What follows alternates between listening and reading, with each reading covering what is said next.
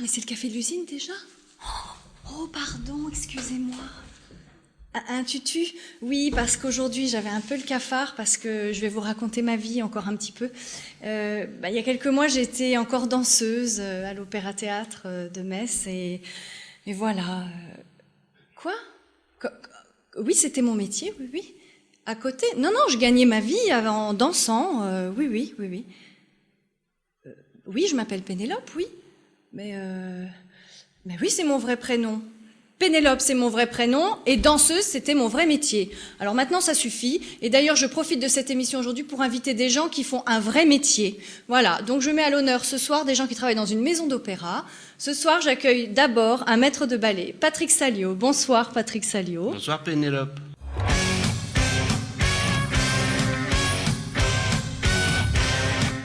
Alors, je suis ravie de vous accueillir ce soir parce que j'aurais aimé que vous nous expliquiez ce qu'était un maître de ballet. Alors, un maître de ballet, dans une maison d'opéra comme l'Opéra de Metz, c'est quelqu'un qui s'occupe du ballet. Donc, qui fait la gestion du personnel, les chorégraphies dans les opéras et dans les opérettes, et évidemment les spectacles de ballet. Et voilà, et c'est un animateur. Moi, je considère ce métier plus comme un animateur que comme un grand artiste intouchable, etc. C'est plus, je me considère comme un artisan de la danse. Mais comment devient-on maître de ballet? D'abord parce qu'on a été danseur, et puis voilà, les circonstances, l'envie font qu'un jour on se retrouve maître de ballet. Maître de ballet, ça consiste en quoi? Donner des cours? Alors la journée d'un danseur commence toujours par le cours qui dure à peu près 1h30, c'est notre cours de danse. J'ai un de mes vieux professeurs qui disait c'est la prière du matin des danseurs. Voilà, après le cours, on crée ensemble les ballets, et après il faut les faire répéter, il faut que tout le monde soit ensemble, toute la musique est comptée, donc que tout le monde ait les mêmes comptes, etc. Enfin voilà, c'est tout un travail technique. Et puis après, il y a le travail artistique où il faut surpasser toute la technique pour approfondir les sentiments, l'expression, etc. Mais vous faites des chorégraphies? Oui. Le travail de création, comment vous vous inspirez? Comment vous donnez? C'est vous qui avez les idées des ballets, qui les créez? C'est vous qui faites les chorégraphies? Comment ça se passe? Souvent, j'ai des idées, donc je les soumets au directeur artistique qui les accepte ou pas, mais en général qui les accepte. Et quelquefois, on me demande, le directeur me dit, tiens, est-ce que tu connais Zorba le Grec? Est-ce que j'aimerais bien que tu fasses ça l'année prochaine? Voilà, ou un autre directeur qui m'a dit je veux bien que tu fasses Sherazade, mais à condition que tu me fasses les biches. Voilà, donc voilà par exemple. Voilà, et puis après, c'est tout un travail. Je travaille en général à peu près 1 an avant. Donc je réfléchis, j'écoute beaucoup la musique, je lis un peu tout ce qui se rapporte à l'œuvre. Et puis après, j'ai des idées qui viennent, voilà, qui me sont très personnelles. Et puis après, je fais les découpages, tout ce qui est vraiment la salade technique de la danse. Et puis quand j'arrive au studio de danse, là il faut se lancer et faire les pas. C'est vous qui faites les distributions? C'est moi qui fais les distributions, oui. C'est très important et c'est pas le plus facile. Vous êtes maître de ballet à l'Opéra-Théâtre de Metz. Il y a combien de danseurs? Alors 8 filles et 6 garçons et une pianiste répétitrice.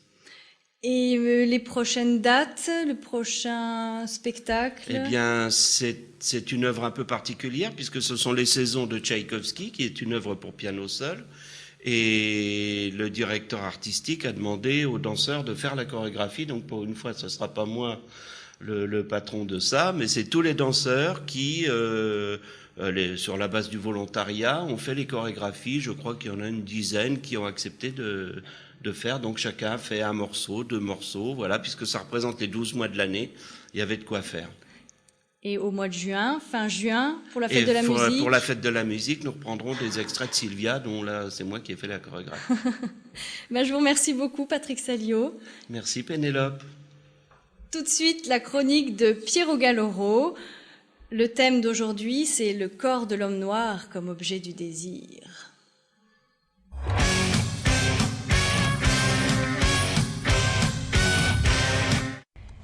Piero Galloro, l'apparence physique est-elle un support de valeur dans la société? Oui, aujourd'hui, c'est l'apparence qui détermine un petit peu la position des individus quand on ne les connaît pas. C'est-à-dire que quand on rencontre quelqu'un, la première chose qu'on évalue, c'est sa manière de se tenir et aussi les habits qu'il porte et surtout son apparence physique de manière générale. Donc ce principe-là va conduire un petit peu à construire les images des groupes qu'on veut reléguer au second plan, de manière négative toujours, pour mieux valoriser celles de ceux qui dominent. Alors, par exemple, au XIXe siècle, pour expliquer pourquoi on allait coloniser dans des pays comme l'Afrique, par exemple, ou l'Afrique du Nord, ou dans d'autres contrées, on établissait un rapport scientifique en expliquant que le crâne des hommes blancs était beaucoup plus grand que le crâne des hommes noirs, par exemple. Donc on faisait tout ce qu'on appelait à l'époque la morphologie, et qui permettait de déterminer la taille du crâne avec la craniologie. Donc il y avait toute une série de pseudo-scientifiques, comme par exemple Gustave Le Bon, qui était un psychologue, qui lui a établi que l'homme noir étant d'un crâne plus petit, doté d'un crâne plus petit, son cerveau était moins développé, donc physiquement on voyait très bien que son cerveau était plus petit, donc moins intelligent. Ce qui a expliqué pourquoi on pouvait dominer ces hommes pour ensuite leur apporter la civilisation. D'accord. Alors, quelle image donne-t-on au corps de l'homme noir ? Le corps de l'homme noir va être le corps de la servitude, comme on l'avait vu, mais aussi le corps du rapport physique, dans le sens où, si on regarde par exemple au XXe siècle, aux Jeux Olympiques de 1936, l'homme noir qui va gagner, qui s'appelait Jesse Owens, face au blond arien, au moment où à Berlin, le Führer essayait de faire croire que les hommes blancs et blonds étaient supérieurs, c'est bien d'être contredit par un homme noir. Et donc, du coup, pour ne pas perdre la face, on invente l'histoire que physiquement, les noirs sont meilleurs que les blancs. C'est pour ça qu'ils gagnent, finalement, dans les courses. Et aujourd'hui encore, certains hommes politiques d'extrême droite ont utilisé cet argument en disant que si les noirs sont meilleurs au sport, c'est parce que leur tibia ou leur corps est destiné à la course. Mais Piero Galloro, il n'y avait pas d'autres attributs, l'homme noir n'avait pas d'autres attributs que son apparence physique intégrale, on va dire. Il a évidemment toutes les qualités d'un homme blanc, sauf qu'on le réduit à son anatomie et en particulier à une partie de son anatomie. Que ce soit dans les publicités aujourd'hui pour certains parfums où on voit une femme blanche qui est entourée de beaux mâles et que ces beaux mâles sont des noirs, ou qu'on le voit par exemple quand on veut vendre des produits où on voit par exemple la publicité qui vous dit ça va faire mal, voilà, des choses comme ça. Dans ces publicités-là, on véhicule l'idée que l'homme noir, il est le produit encore de la représentation qu'on avait au XIXe siècle, ou dans les foires, on expliquait aux gens qui venaient payer les entrées dans les expositions de ce qu'on appelait des zoos humains. Dans ces zoos humains, on faisait croire qu'on pouvait avoir un croisement entre un singe, par exemple, et une négresse de Bornéo, par exemple. Et cette idée-là fait que on a rapproché très facilement l'homme noir des singes, en particulier des bonobos, qui passent leur journée à forniquer. Et cette représentation, elle date même de l'Antiquité, parce que sur certaines mosaïques, on trouvera certaines représentations où on figure le sexe de l'homme noir, et aussi d'autres où on voit très bien, comme par exemple Joséphine Baker, qui elle-même est entourée de bananes, qui sont quand même les symboles phalliques de ce que peut être tout ce qui est l'attribut sexuel de l'homme. Donc la sexualité, elle est fortement imprégnée dans l'image du noir, et on le retrouve évidemment dans tout ce qui est les revues nègres. Et aujourd'hui encore, on le voit, ne serait-ce qu'à travers le corps de l'homme noir, où on a ce fantasme. D'accord. Merci pour toutes ces informations. J'ai des adresses si vous voulez. D'accord, merci. On se voit après.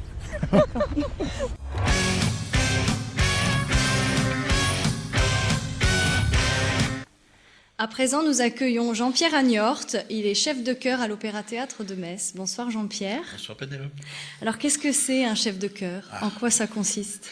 Un chef de chœur, c'est quelqu'un qui fait chanter les gens. C'est pas du chantage, il fait chanter les gens. Et donc, je vais un peu rejoindre ce que disait Patrick Saliot. Je veux dire, c'est aussi un maître d'œuvre qui a une équipe et qui fait apprendre à son équipe les ouvrages qu'ils vont avoir à travailler dans une saison.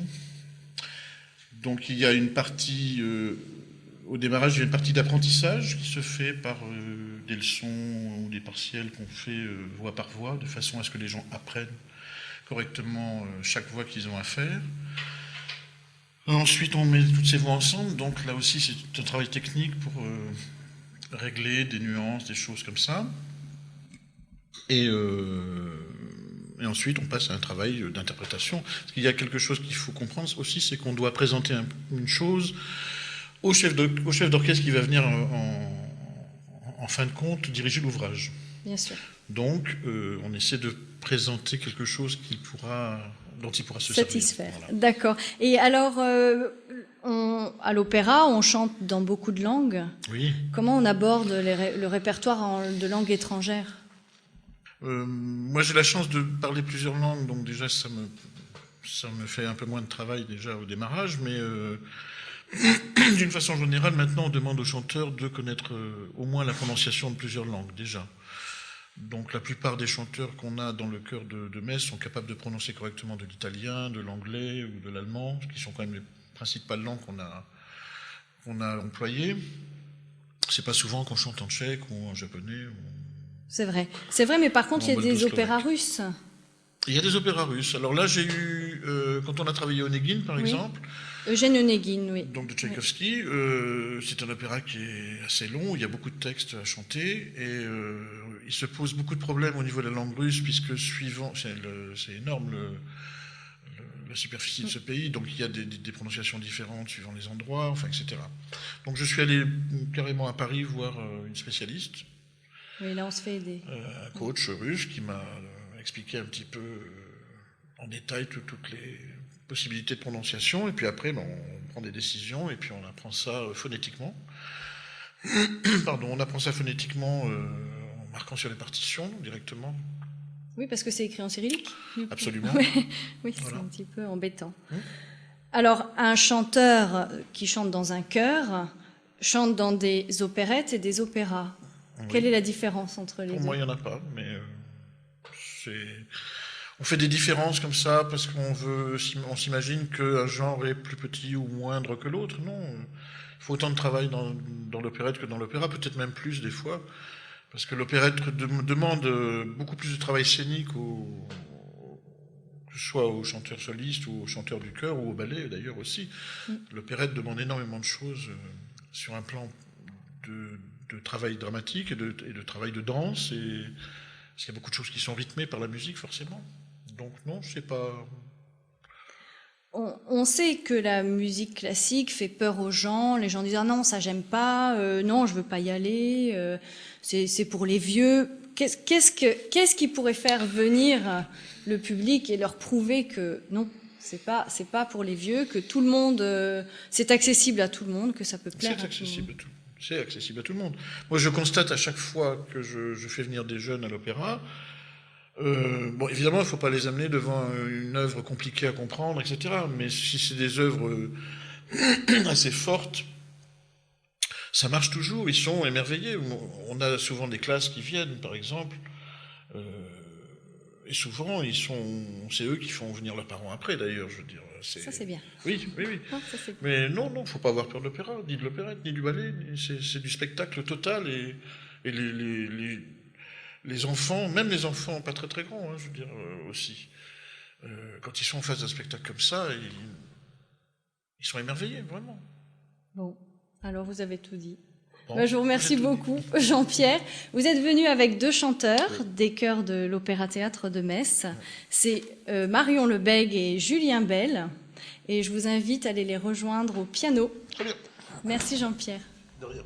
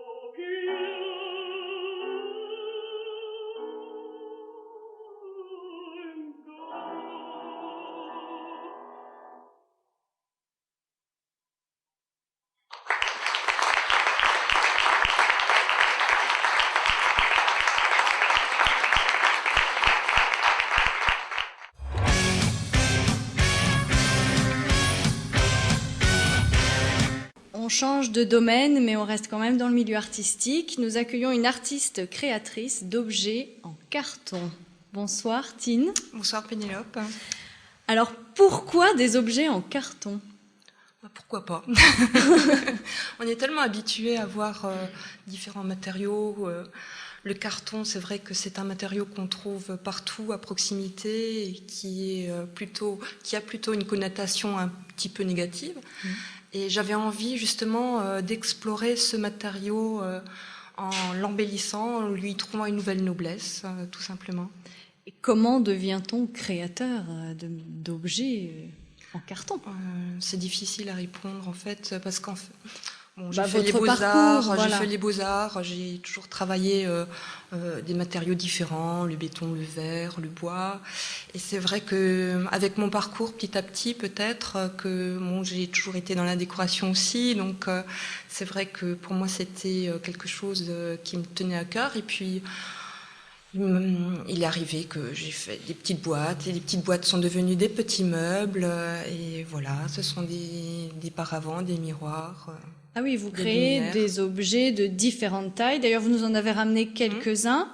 Je vais commencer par les plus petits. Oui. On va commencer par les plus petits. Donc ça, c'est une boîte. C'est une boîte, hein. Oui, tout à fait. Ce sont 2 petites boîtes avec des couvercles. Il n'y a pas que du carton, par contre. Il y a du carton, la base de mon travail est en carton. Après, au niveau de la décoration, je maroufle du papier. Il y a des petits décors qui sont toujours de la récupération, comme des glands de chêne ou des coquillages. Voilà.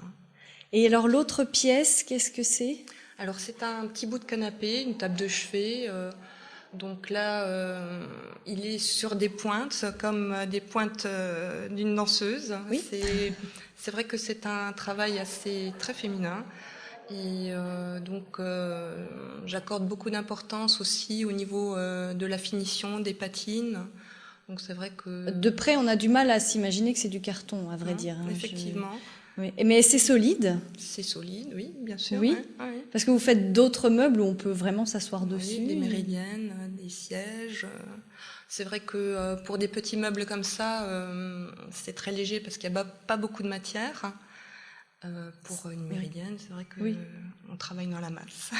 Et alors, donc la petite table d'appoint a été apportée dans une boîte en carton que vous fabriquez aussi vous-même. Voilà, exactement. Donc, je fabrique l'emballage de mon meuble, mais en même temps, il me sert un peu comme un socle à la présentation du meuble qui devient un peu sculpture.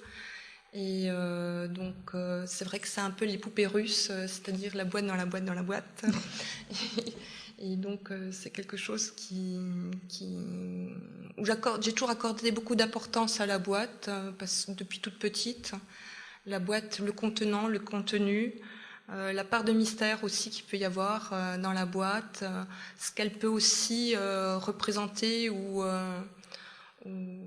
décrire extérieurement. Voilà. On peut venir vous voir, vous avez un atelier à Metz, rue Maurice Barrès. Rue Maurice Barrès, à Metz. J'ai un atelier showroom, donc la porte est ouverte. Ouais. De quelle heure ? Il y a des horaires ? Écoutez, non, habituellement je suis là tous les jours. Bon, il m'arrive d'être en exposition dans des salons. Donc, voilà. Notamment bientôt ? Bientôt, samedi, je fais une exposition vente avec une dizaine de créateurs sur Nancy, derrière la cathédrale ou la chambre d'hôte de Mion. Donc voilà, ça sera peut-être l'occasion de vous présenter mon travail aussi. Bien sûr. Et alors, il me semble que dans le métro à Paris, vous avez une vitrine. Oui, alors c'est Design Pact, c'est une galerie à Paris qui a investi en fait une bouche de métro qui est le Palais Royal Musée du Louvre.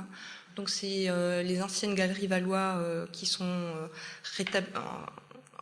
sont maintenant devenues une galerie d'art qui présente en fait les artistes qui travaillent les matériaux de récupération. Et notamment, j'ai un espace qui est dédié donc, à mon travail, qui est donc une exposition permanente. Donc on peut s'y rendre si vous êtes sur Paris. Oui. Ben, là maintenant, on sait où vous trouver. Voilà. Ben, je vous remercie beaucoup, Tine. Merci Pénélope. À présent, regard d'enfant.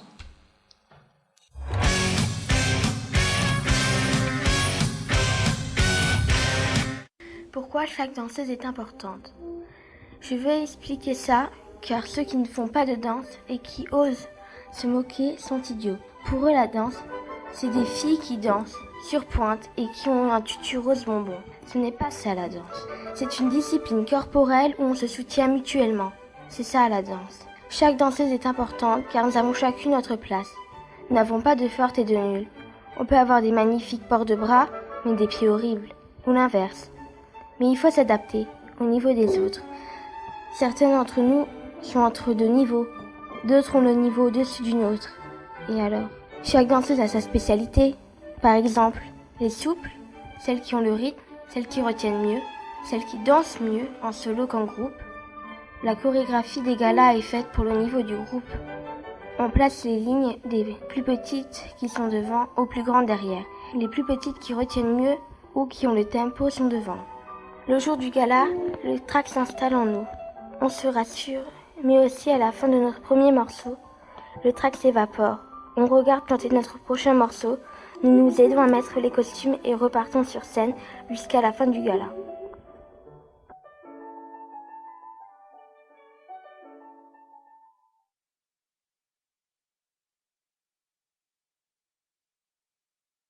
Eh bien, bonsoir Clélia. Bonjour Pénélope. Alors comme ça, tu nous as fait une chronique sur la danse? Oui. Pourquoi? Car j'aime ça et comment dire, les autres se moquent beaucoup de la danse et... Mais ils ont tort, hein, parce que nous, on est copines, on fait de la danse toutes les deux. Eh bien, je suis très fière. Moi, je suis très fière de t'avoir vue et c'était pas possible de passer ton sujet un autre jour qu'aujourd'hui. Tu veux en faire ton métier? Non, j'ai envie de devenir professeure. Mais non, deviens danseuse. Enfin. Eh bien, merci Clélia. Tu viens t'asseoir à côté de moi? On va finir l'émission ensemble. Je vous rappelle que le 25 mai à 20h au Théâtre Jacques Brel, vous pourrez assister à la création de la compagnie du Tourbillon, Contes du Mexique. Avec nous pour en parler, Nathalie Galloro. Bonsoir. Bonsoir Nathalie.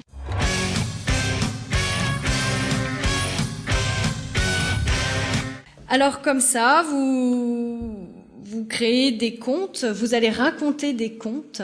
Voilà.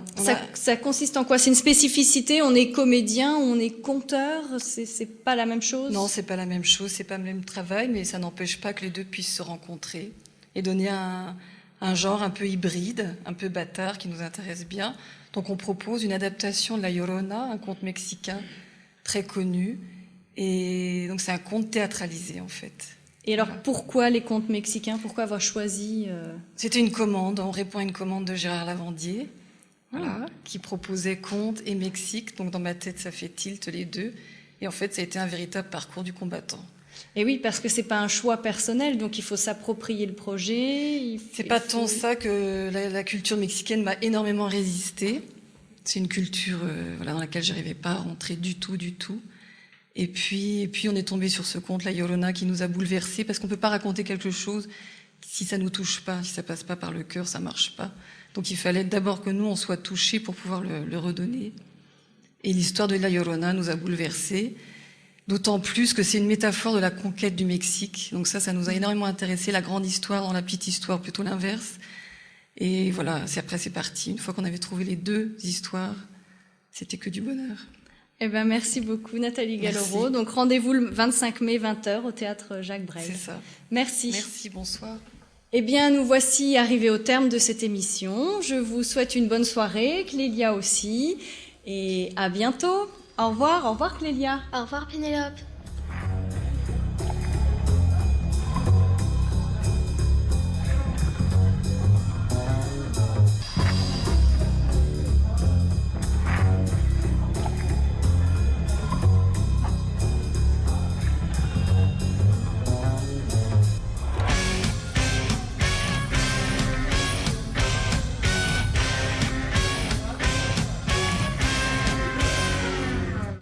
Dis Pénélope, maintenant que tu danses plus, tu peux me passer ton tutu? Non mais dis donc, t'as qu'à grandir encore un petit peu. Après on verra. Oh.